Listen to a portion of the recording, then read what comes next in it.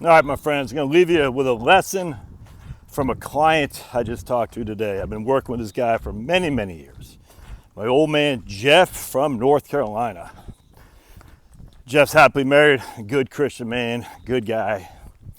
Sitting there, we talk probably once every year and a half or so. And sitting there minding his own business one day, he was reading something on his laptop. Wife goes to bed. All of a sudden he got numbness in his arm, and Jeff's 67, doesn't smoke, doesn't drink, very active in all kinds of charitable, he drives a forklift for hurricane season, everything, man. You name it, Jeff's there. Sitting there all of a sudden he got numb in his arm, and he felt a little bit out of sorts. Not a heart attack, his heart wasn't hurting. And he said, well, let me go up, I guess I'll go to bed now. Goes up to bed, he's having a hard time walking. He's like stumbling around a little bit. Goes back, sits back down on the chair, opens up his laptop, and he wants to look up symptoms for heart attack. Not really, because his heart's not hurting. So he's like, well, how about a symptom for a stroke? Yeah, sure enough, looked like a symptom for a stroke. Anyway, so his wife had, I guess, his shuffling and banging into things because he was out of sorts when he was walking around. Got his wife to come up and say, what the hell? And she called 911, or he said, don't call 911, just take me to the hospital. They put him on a helicopter because he's in a kind of rural area of North Carolina. And they put him on a helicopter up to a more urban area, a more urban hospital. And, they were able to get him squared away.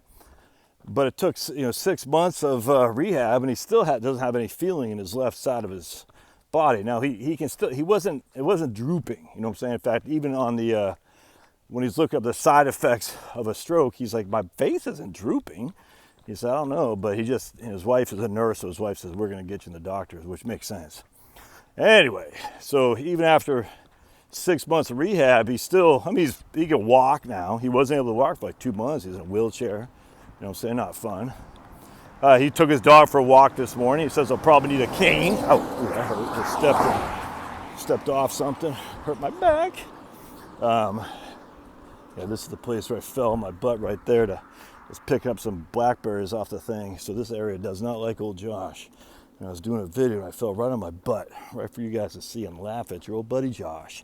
And some of you did. Not very nice. It really hurt my feelings.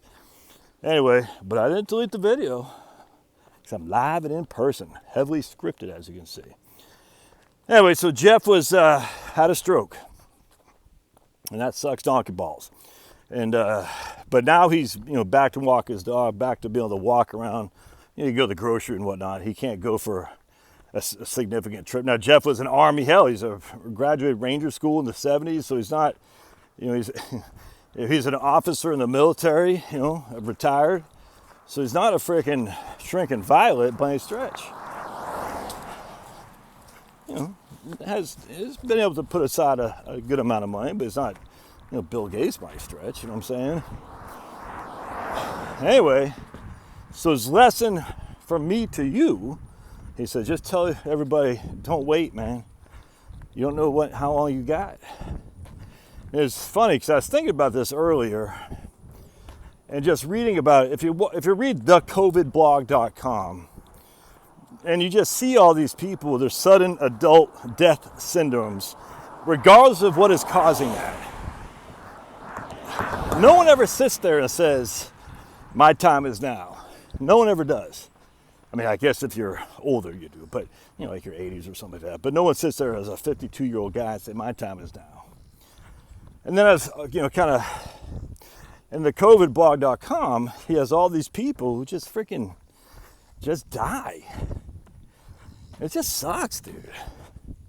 Then I was doing that video yesterday on that hospice doctor, and I didn't read that part. Hopefully you read it for yourself, but, talk about the more remorse people have, the younger they are, and they weren't able to accomplish the things they wanted to accomplish. Because they thought just working another day. It sucks, dude. This isn't the old day of the company town where you have to work in the coal mine or else you won't have food to eat. You know what I'm saying? I look back at Ken Follett did a book, and I forgot what it's called. I think it's pretty liberal, but it's a great book. Following these people 3 generations from like before World War I up until I think like the 70s or something like that in the UK, Wales or something like that. And one of the guys was working the coal mines, and he became like a socialist leader because the freaking owners of the coal mines suck. John Rockefeller, Colorado comes to mind. This is in the day, but still it's the same thing. There's no escape, man. It's like you worked in the coal mines or nothing, or you didn't do nothing. This is coming through. Last time I did a video with this mic, it didn't work well. Then I did a video with my earbuds, and that worked like crap. I think I just might need to upgrade my mic. Anyway, so my man, and so the point being was, if you didn't work in the coal mines, you had nothing. Well, that's not the way it is anymore. You know what I'm saying? You don't have to work in a coal mine or get shot by John Rockefeller's thugs. You just don't. There's a million different things you can do. The only thing that's keeping you from doing anything is your fear of the unknown. You're like, I don't know, Josh. I don't know, man. I hear all this stuff and I don't know, Josh. The world's falling apart. Hey, so if the world's falling apart, you know what you should be doing then? Keep working the coal mine. That makes sense. Keep working the factory. That makes sense. Keep working the cube. That makes sense. The world's falling apart, so I'm going to keep working the cube. Yeah, that makes sense. That's legit. Look, I can't tell you what to do. This is what my man Jeff said. He goes, dude, you don't know, man. I'm just sitting there mind my own, healthy as an ox, and all of a sudden I have a stroke.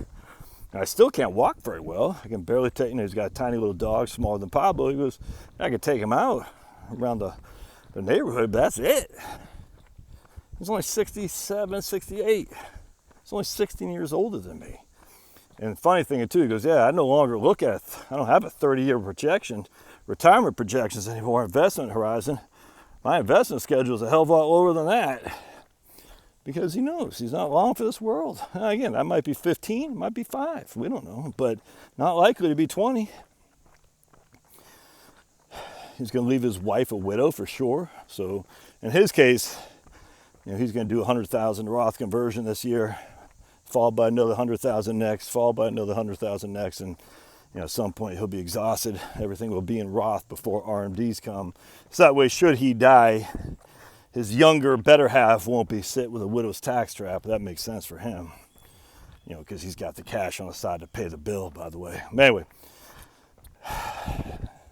just words of advice from a retiree.